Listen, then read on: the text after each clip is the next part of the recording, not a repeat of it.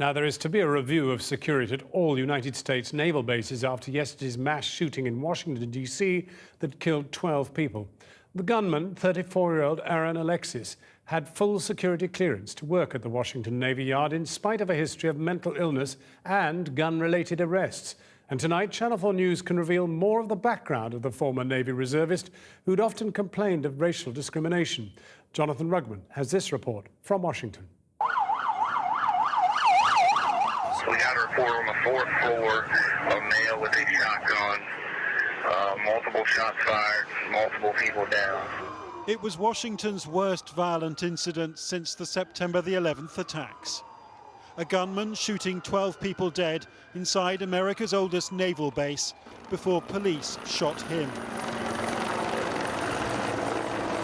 But this wasn't terrorism, just one man with mental problems and easy access to guns. Aaron Alexis was 34, an IT worker from Texas. He'd begun work at the base last week and he'd worked at several military installations before.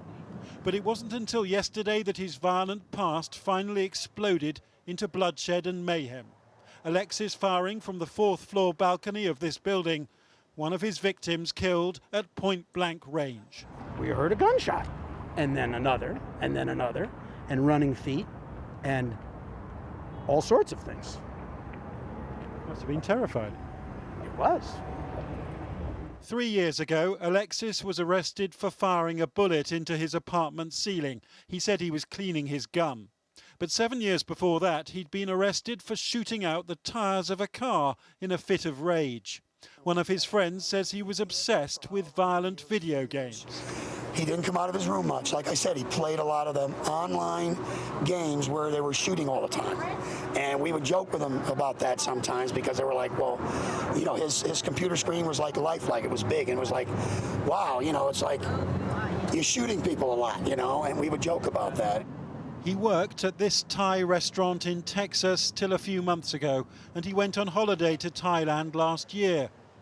His Thai boss told Channel 4 News he liked Thais because they were nice to him, that he had few American friends and often complained of racist bias.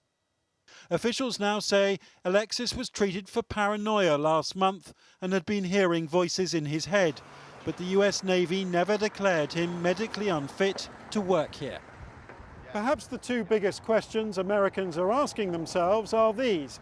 How did a man with a history of psychiatric problems and gun misuse get security clearance to enter these government buildings?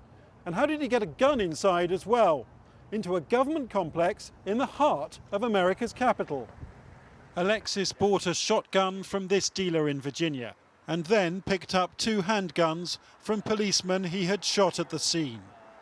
Washington's mayor told me that the Navy Yard's commander had assured him that this was one of the safest bases in the country. The investigation hopefully will reveal how this man could get through security and then, engage in the kind of carnage that he did.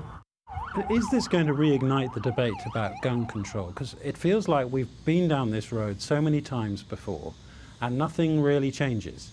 There's no question about it. We've been big proponents of gun control for years in this city, and now we've been the victims of it in a situation like this. If you look at the controls that we have in place in the city, they should be implemented nationally. The background checks, the ban on assault weapons. I don't have any doubt that this will be resurrected, and frankly, I hope that this is the time when the nation chooses to do something more than we've done in the past.